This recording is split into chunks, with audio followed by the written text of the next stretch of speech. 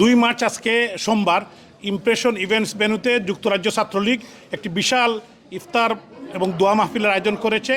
আমি যুক্তরাজ্য ছাত্রলীগের সভাপতি তামিম আহমদ, সাধারণ সম্পাদক সজীব ভুইয়া সহ সমস্ত নেতৃবৃন্দ এবং বিশেষ করে যারা নতুন আসছে বাংলাদেশ থেকে ছাত্র, তাদেরকে সবাই, এবং এখানে আমাদের আওয়ামী লীগের কেন্দ্রীয় যুক্তরাজ্য আওয়ামী লীগের সভাপতি সাধারণ সম্পাদক সহ সবাই উপস্থিত ছিলেন। সবাইকে ধন্যবাদ জানাই। বিশেষ করে সাংবাদিক বন্ধুদেরকে ধন্যবাদ জানাই। অনলাইন ইলেকট্রনিক প্রিন্ট মিডিয়ার যারা আপনারা এসেছেন, আপনাদেরকে অসংখ্য ধন্যবাদ। তো ছাত্রলীগের ইতিহাস একটি গৌরবের ইতিহাস।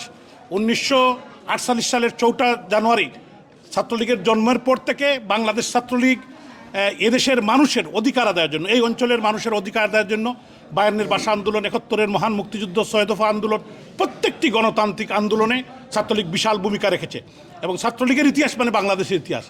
জাতির পিতা বঙ্গবন্ধু শেখ মুজিবুর রহমানের নেতৃত্বে যে সংগঠনটি 1948 সালে জন্ম হয়েছে, আজ অবধি এই দেশে বিদেশি সংগঠন যেভাবে কাজ করে যাচ্ছে, আমি ছাত্রলীগের একজন নগণ্য কর্মী ছিলাম, এই জন্য আমি গৌরবান্বিত। আমি এখন ছাত্রলীগ বলতে নিজেকে গর্ববোধ মনে করি, কারণ আমি ছাত্রলীগের কর্মী হিসাবে আমি যোগদান করেছিলাম। বাংলাদেশের এই উপমহাদেশের সর্ববৃহৎ রাজনৈতিক সংগঠন আওয়ামী লীগের শেকড় ছাত্রলীগ, তারপরে যুবলীগ, এখন আওয়ামী লীগের রাজনীতি করছি। এজন্য আমি নিজেকে 3টি শাখার সাথেই, ছাত্রলীগ, যুবলীগ, আওয়ামী লীগের সাথে কাজ করতে পেরে আমি নিজেকে ধন্য মনে করছি। বঙ্গবন্ধুর কন্যা, আমাদের প্রাণপ্রিয় নেত্রী রাষ্ট্রনায়ক শেখ হাসিনা, বাংলাদেশ ছাত্রলীগের অভিভাবক, ওনার নেতৃত্বেই আজ ছাত্রলীগ কাজ করছে।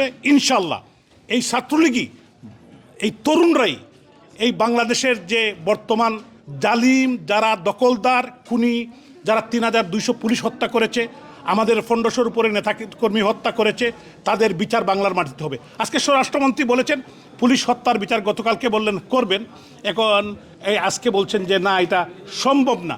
এই পুলিশ হত্যার বিচার সালাউদ্দিন আহমদ, উনি স্বরাষ্ট্রমন্ত্রী, ওনাদের দ্বিমুখী আচরণ, দ্বিমুখী নীতি এই দেশের মানুষ প্রত্যাখ্যান করবে। পুলিশ হত্যার বিচার বাংলার মাটিতে হবে ইনশাল্লাহ। বঙ্গবন্ধু কন্যা শেখ হাসিনার নেতৃত্বে আওয়ামী লীগ যখনই ক্ষমতা আসবে, তখনই এই পুলিশ হত্যা এবং খুনি যারা 5ই আগস্টে আগে পরে এদেশের মানুষকে হত্যা করেছে, ছাত্র যুবকদের হত্যা করেছে, আবু সাইদ মুগ্ধ সহ যে সকল ছাত্রদেরকে হত্যা করে আওয়ামী লীগের পতন নিশ্চিত করেছিল, তাদের বিচার বাংলার মাটিতে হবে।